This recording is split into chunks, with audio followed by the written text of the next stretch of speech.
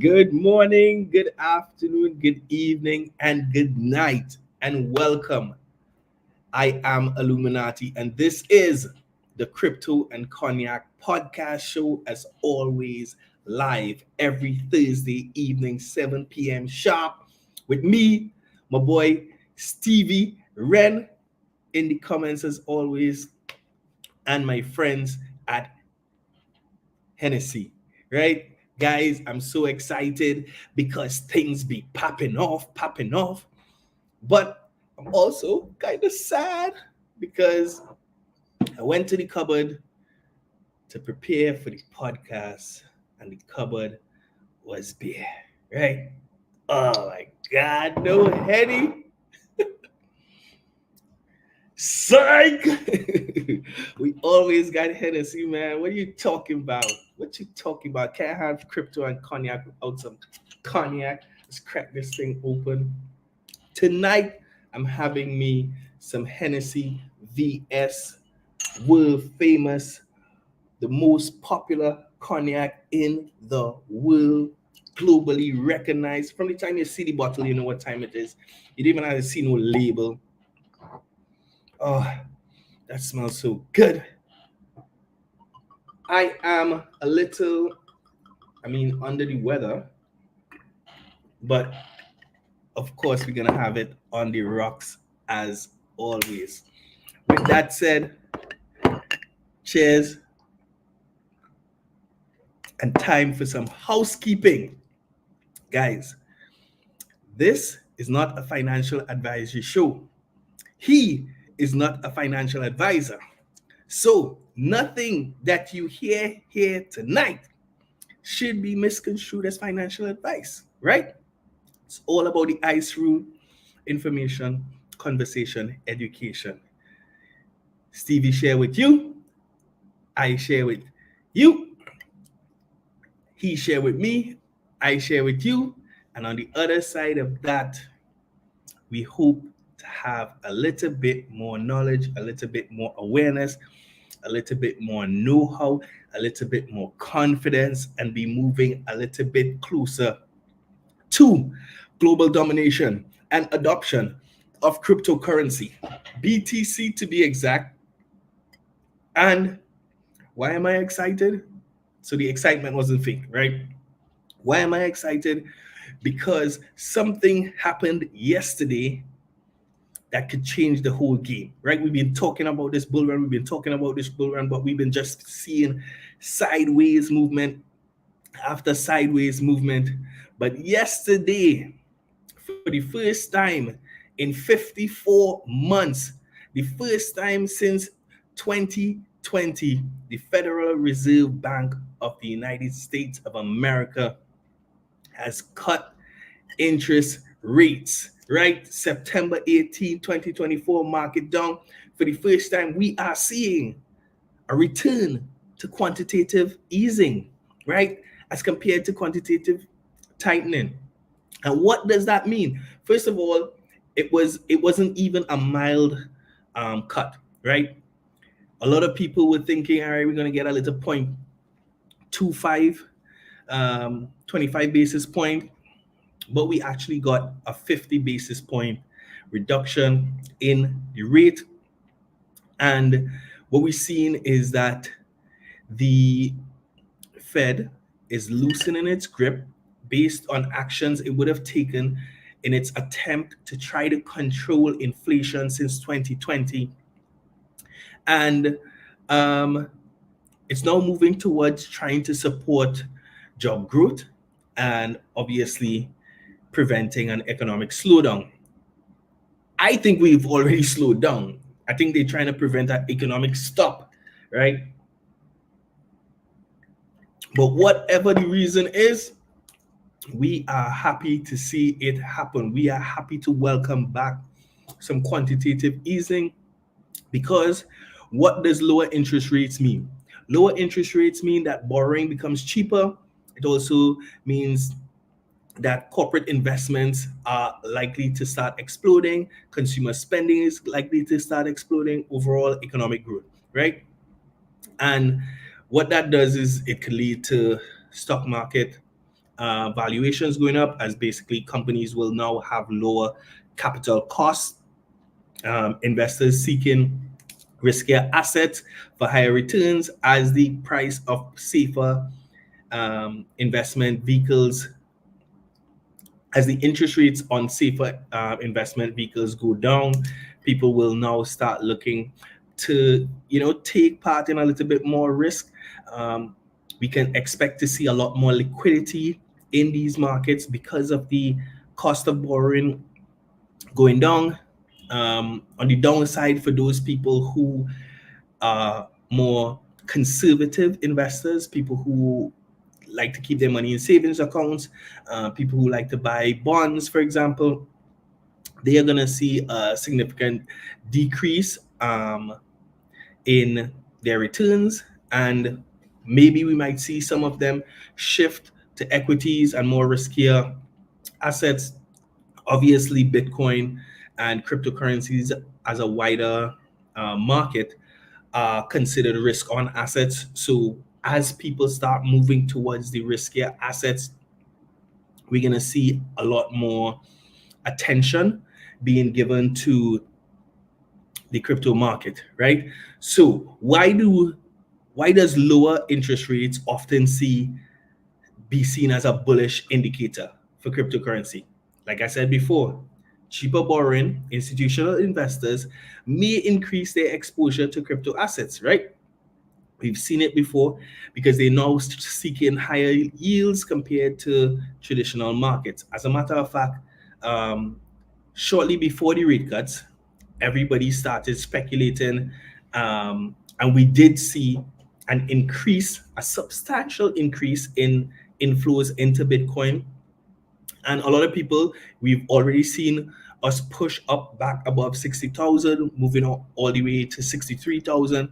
A lot of people are expecting us to get to 65, maybe 68,000 by next week, Monday. But like I said, Bitcoin oftentimes is correlated with other speculative assets, tech stocks, and as more liquidity comes into the market, people tend to use that extra funds to play a little bit more, right? Now, this rate cut could be just the catalyst that we have been waiting for. Like I said, we've seen a lot of sideways movement, a lot of range trading taking place. But with this rate cut, I think we're going to see a shift in sentiment. I think the Fed policy shift could open the door for new opportunities in both the traditional and crypto market, especially as institutions seek to capitalize on the lower cost of borrowing, right? If you can achieve higher returns by using money that you've borrowed at a lower rate, then obviously institutions and individuals are going to seek to take advantage of that opportunity. Now, whether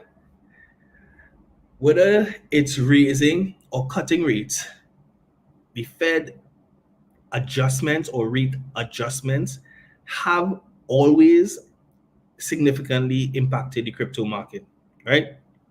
Now, rate hikes have become something that we've gotten very, very used to in the crypto market. Like we saw significant increases over increases, especially starting from around 2022, when the Fed embarked on one of their most aggressive rate hiking campaigns in maybe a decade, maybe more, maybe since the 2008 financial crisis, right?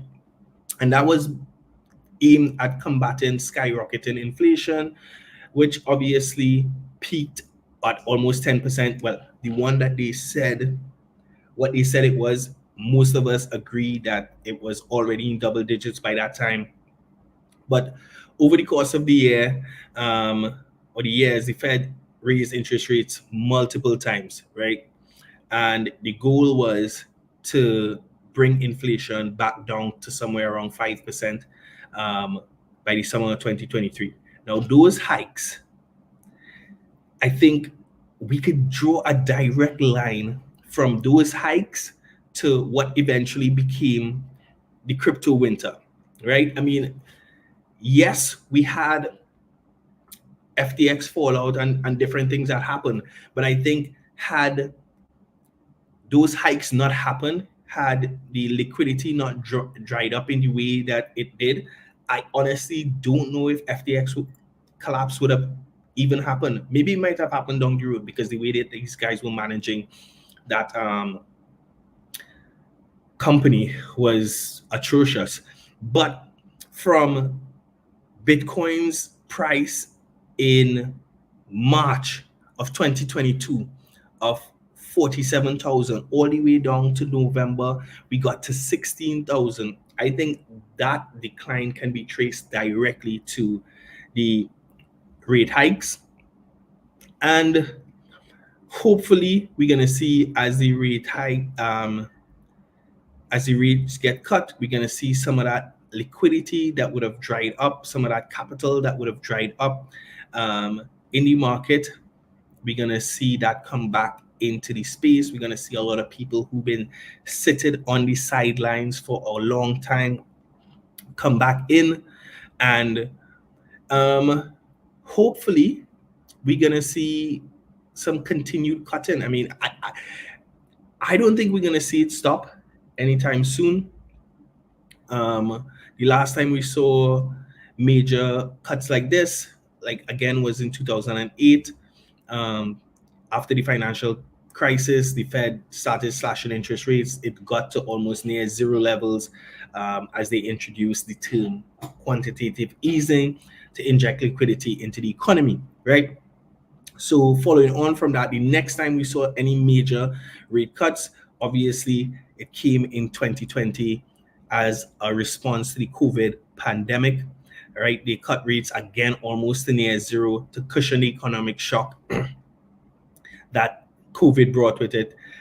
This brought a massive influx of liquidity into the financial markets, and it took the then crypto bull run by storm, with Bitcoin skyrocketing. Bitcoin was $5,000 in March 2020, and by April 2021, it was $60,000.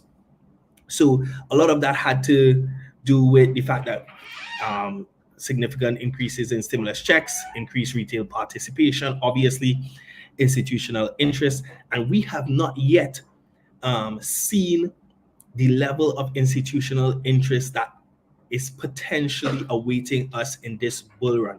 I mean, last bull run, when we talk institutional interest, we were talking about people like MicroStrategy, Michael Saylor, he was going off, still continues to go off. People like Tesla jumped in, they have since jumped out, backed off. Elon wimped out. But with this bull run, with ETFs, with a lot more, what is the word I'm looking for? With a lot more regulation and a lot more structure around how people can participate in this crypto space, and with Bitcoin kind of solidifying its position in the minds of traditional investors as digital gold, I think this time when we see that capital move, it's going to move. And what does that mean? It means that we're going to be having our conversations with my boy George Moses very, very soon, because George is going to be on as soon as we hit 100K. Whether we on or not, we're going to have it, because I know we're counting down to the end of season 5. But even if we are on a break and we hit 100K, we're going to have that conversation with Big George. Now, what to expect? Increased liquidity, like I said, borrowing costs decline, capital being allocated to more speculative assets, way more bullish sentiment, and I think it's just a matter of time before, with the institutional participation fueling the bull run, fueling the FOMO that is going to come with the retail, I think 100,000 is very, very, very achievable. Initially I was thinking it would happen next year early, but with this news, with the easing, I think we could see it maybe before. I think also the one of the things that led to this easing, I think, is the uncertainties that have been brought about by the election that is coming up in a few months. I think there's a lot of skepticism about where the US economy is, and I think the Fed had to respond to that. But for me, it's exciting days ahead, guys. Let's get excited. Let's get ready. Stevie, what you thinking? I was providing liquidity. Well, buddy, you gotta cash back out some of that liquidity that you put in 2021, right? So, guys, like I keep saying, now is the time to call a friend, to call a friend.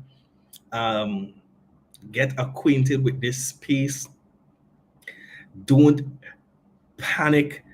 Buy when the market starts to pump and just throw your money away and in. This market does not compromise, right? It will break you. So do what is necessary to acquaint yourself with what is coming, acquaint yourself with the space, acquaint yourself with the wallets, acquaint yourself with the exchanges, so that you're not caught by any phishing activities, no scams. As the bull run heats up, guys, scams start coming like crazy, right? So be prepared, prepare yourself, be ready, because Stephen, tell them, like I always say, inevitable. Like Cristiano Ronaldo scoring goals, like LeBron James putting up amazing numbers. Bitcoin is inevitable, right? So be ready, guys. For those in Trinidad and Tobago, for those in the Caribbean, we're heading across the CPL right now. We're gonna watch the TKR Trinidad Knight Riders get on bad again. The game yesterday was amazing. Looking forward to another exciting game. So yeah, that's what I head into. I'm about to dip. Right, guys? Thank you as always for being with me, for having an amazing time with me. Stevie, co-host.